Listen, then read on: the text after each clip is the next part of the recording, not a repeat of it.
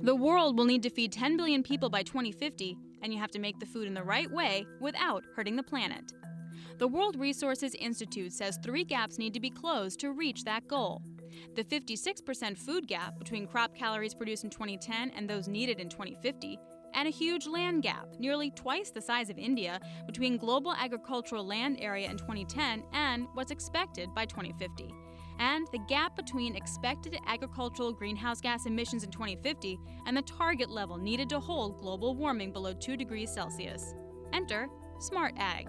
Think of it as technology that helps producers find the right amount of seed, fertilizer, and chemicals. It makes farmers more efficient, better at managing inventory, and helps them cut costs and credit risk.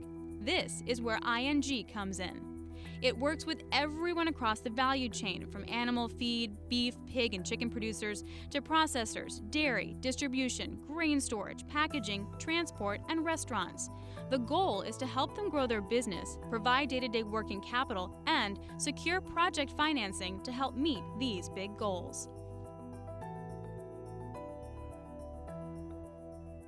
I recently caught up with ING's Debroah Perkins, and I asked her how the business was going to evolve.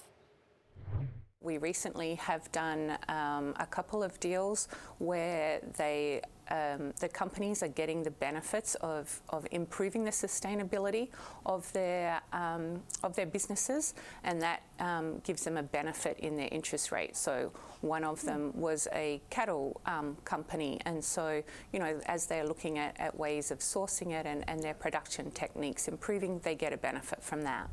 So basically, they still take out a loan from you just to do their day-to-day, but if there's a sustainable element to it, you give them a lower rate?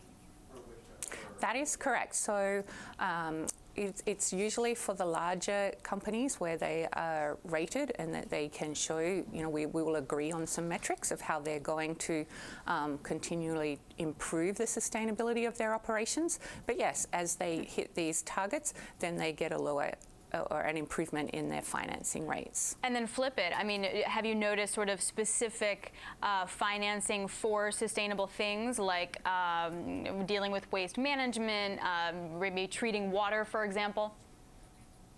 Yes, we're seeing a lot of companies are looking at that. So wastewater is a really good example of that. Also, looking at capturing different energy. The circular economy. So looking at how they can really use all of their output. Are there ways that they can incorporate that and improve their efficiencies? What are some of the trends that you think then you're going to see in the next few years as not only the need to be sustainable picks up, but also the demand for loans that then they can kind of get a better deal on? There are a lot of investors that are becoming increasingly interested in sustainability. So that is, one of the factors that these large food companies are dealing with. So we will continue to see our companies looking at what investments they need to do for that.